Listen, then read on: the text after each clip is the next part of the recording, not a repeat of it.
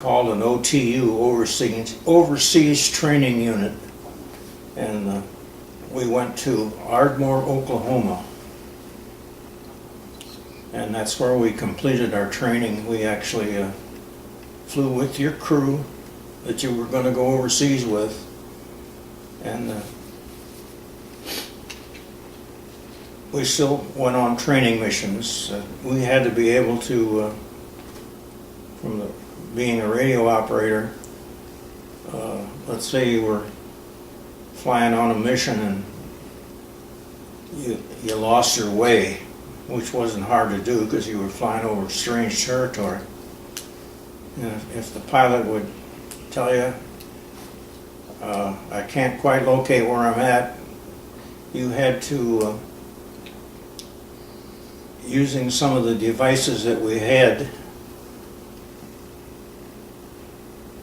it really was nothing but listening for voice or music or something that you could identify, and as long as we could tune that in on our radios, we could tell what direction we were flying. The only problem was you could be 180 degrees off too. You get a signal, but it might be behind you and you're getting a signal. So it was interesting. So we went through that, and then lo and behold, we were about, I don't know, say 3 or 4 days from leaving there. We had our new B-17, but so many of the squadron, so many flights, they canceled, and mine was one of them. So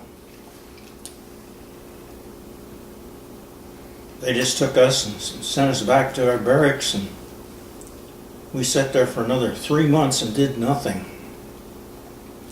except that each month we could go over to the tower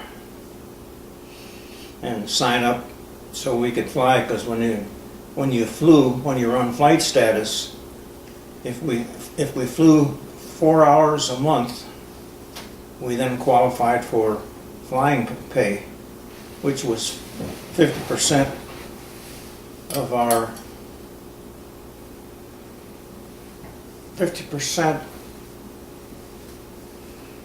pay grade.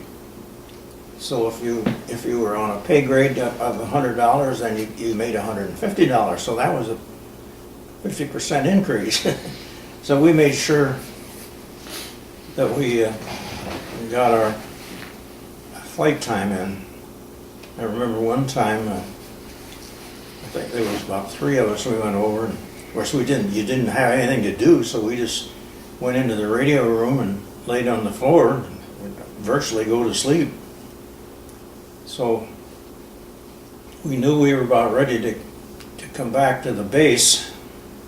This is in Oklahoma, and when you could tell by the purr of the engines, the noise, what you were doing when you're coming in, and then when you get ready to touch down, the engines get real quiet for a little bit. And I think the pilot bounced that B-17. I'll bet you he bounced that thing at least 6 foot off the ground. Oh, wow. And we couldn't figure what in the world had happened. He was a lousy pilot. I mean, so one of the other guys went up through the bomb bay and looked and the radio room was right behind the bomb bay, and the bomb bay was just like a big V, and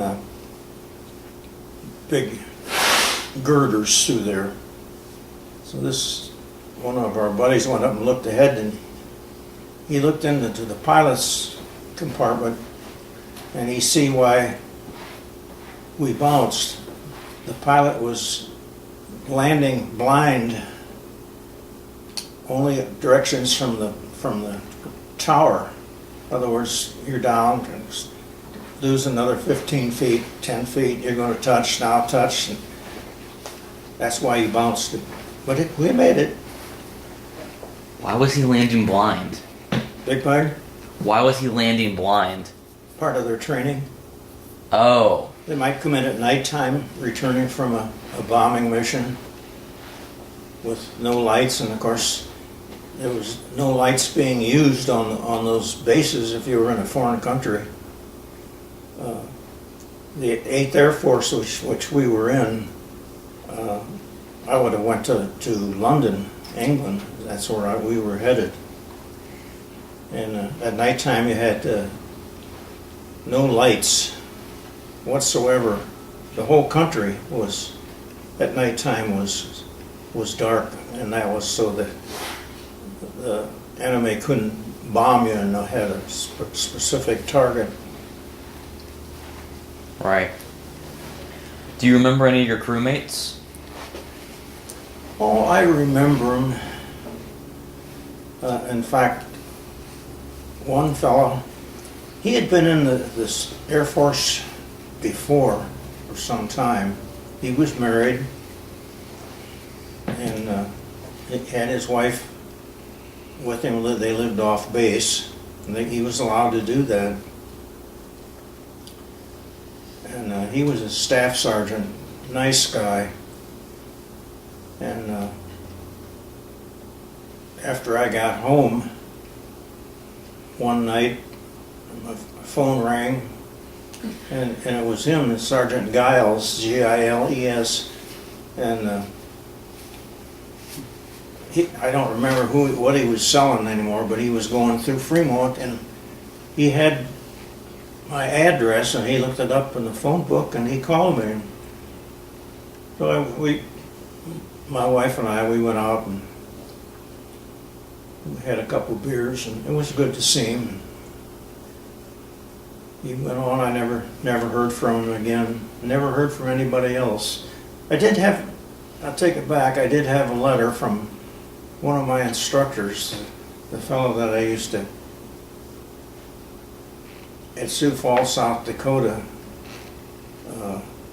He was a hunter, he was my friend, and I would hear from him by mail quite a bit.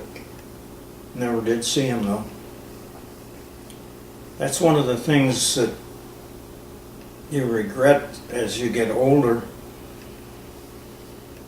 Because I had one buddy, his name was Red Lytle. He had red hair. He lived on a ranch in Nevada. I don't know just whereabouts in Nevada, but he had invited me to come out there sometime, but I never did. I guess I regret losing contact with some of those people. It was, but you knew a lot of people because they come and go.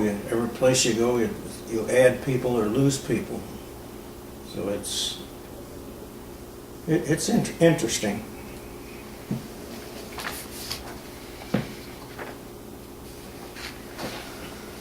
So how did you stay in touch with your family while you were in the service?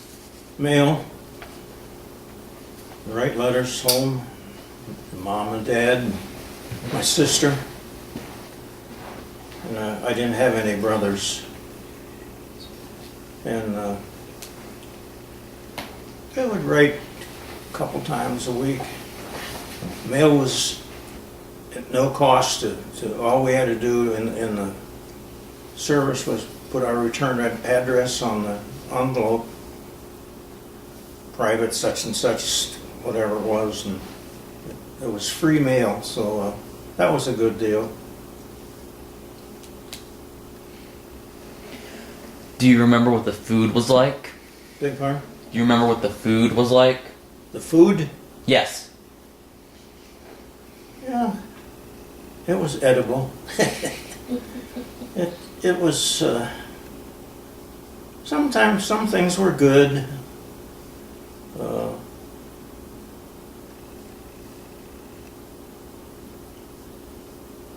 one of the things that was that I liked was it was like ground meat, like hamburger meat, and a gravy all mixed up, and then you could put it over toast or something like that. We call it SOS, and I'm not going to tell you what the SOS stands for. You can come to your own conclusions. But it was good. I liked it. It was hot breakfast and over toast, and it was good. The food wasn't bad. I guess the best food we ever got was when I was at Ardmore, Oklahoma. The fact that you were on call all the time, you might take off 2 o'clock in the afternoon and go on a mission, training mission. We had our KP, it's kitchen police they call it, KP, was German soldiers, German prisoners. They were all prisoners. All the cooks were, and the kitchen staff were prisoners, German prisoners. And it's surprising how they learned English. Just enough to identify what food they were serving, like eggs, and they were very happy. They never had it so good, believe me. But you could go, that mess hall was open 24 hours a day. Anytime you wanted to go there, you could go there and eat, which is very unusual because other camps, lunch or breakfast might be 6 to 8. Lunch might be 11 to 1, something like that. And of course, when you were in a certain squadron, you were assigned a certain time. 12 o'clock might have been your time, or 11:30 might have been your time. And you were supposed to go at that time. That way the crowd was pretty even. But it's, the food, it wasn't bad.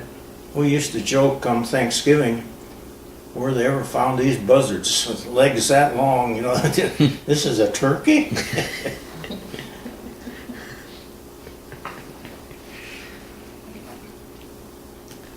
What did you do for entertainment?